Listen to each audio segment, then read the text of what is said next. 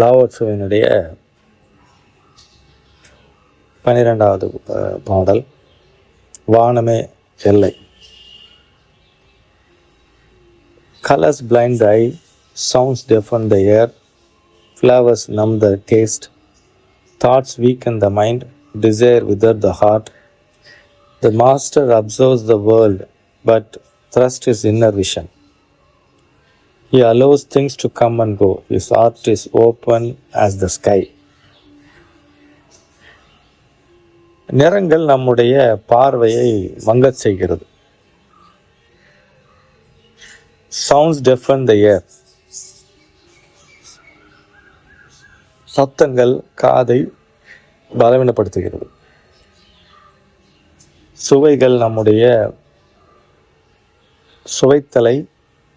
சுவைத்தல் தன்மையை குறைக்கிறது. எண்ணங்கள் நம்முடைய மனதை பலவீனப்படுத்துகிறது. விருப்பங்கள் நம்முடைய இதயத்தை சிதைக்கிறது.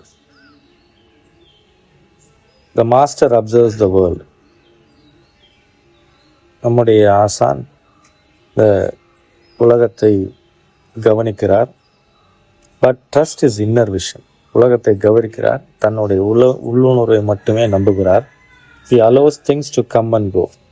ஒரு ரயில்வே ஸ்டேஷனில் புகை வண்டி நிலையத்தில் உட்காந்தா ஒரு வண்டி ட்ரெயின் வருது போகுது, அந்த மாதிரி நம்முடைய ஆசான் நிகழ்வுகள் வந்து போவதை பார்த்து கொண்டிருக்கிறார். அதை எந்த விதமான இதை விருப்பற்ற பார்வையாக இருக்கிறது. ஒரு நடுநிலையான பார்வையில் மாஸ்டர் இருக்கிறார். யார் ஒருவர் நடுநிலையான பார்வையில் இருக்கிறாரோ அவர் தான் ஆசான். யாருக்கு ஆசானா? தனக்கு ஆசான். அவருடைய தன்மையை அதிகாரத்தில் எடுத்துக்கொண்டார். அப்படின்னா எந்த சலனம் இல்லாமல் இருத்தல், எல்லாவற்றையும் சாட்சி பாவத்தோடு பார்த்தல். His heart is open as the sky. அவருடைய இதயம் நிகழ்ச்சிகள் வந்து போவதை சும்மா கண்காணிப்பதால், சாட்சி பாவமாக இருப்பதால் அவருடைய இதயம் வானம் போன்று விரிந்திருக்கிறது. பறந்து விரிந்த வானமாக இருக்கிறது. எல்லாவற்றையும் அனுமதித்திருக்கிறது. இட் அலோஸ், எல்லாவற்றையும் அனுமதித்திருக்கிறது. நிறங்கள், சப்தங்கள், சுவைகள் அனைத்தும் இயல்பாக அது சுவைக்கிறோன்னா அந்த சுவை தன்மையை நம்ம மட்டுப்படுத்திருக்கிறோம். அதாவது அந்த சுவையை ரசித்தல், பற்று இல்லாமல் இருத்தல். இப்போ ஒரு பூவை பார்க்குறோம் அப்படின்னா உடனே அதுக்கு அதை பெயரிடணும், இல்லாட்டி அதை நம்ம எடுத்துகிட்டு வரணும், இல்லாட்டி அது நம்ம வீட்டில் இருந்தால் நல்லாயிருக்கும் அப்படின்னு நினைக்கிறல. இந்த எண்ணெல்லாம் இல்லாமல் சும்மா வெறுமனே பார்த்தல், வெறுமனே இருத்தல். வெறுமனே பார்த்தல்னா அளவிடாமல், எண்ணாமல்னா கவுண்ட்.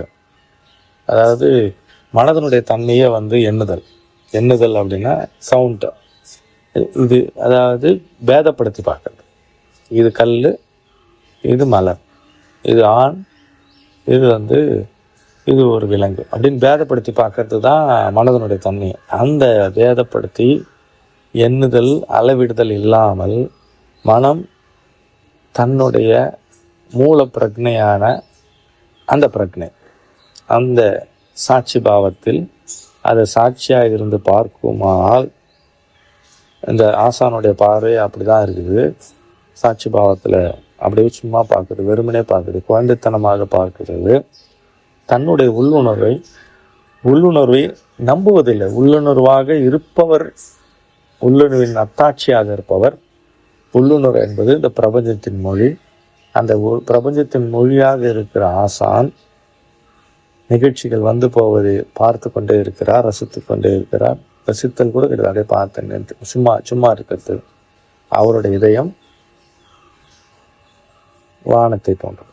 வானமே அவருடைய இதயமாக பறந்து விருந்து எல்லாவற்றையும் உள்ளடக்கியது, எல்லாவற்றையும் ஏற்றுக்கொண்டு இருக்கிறது.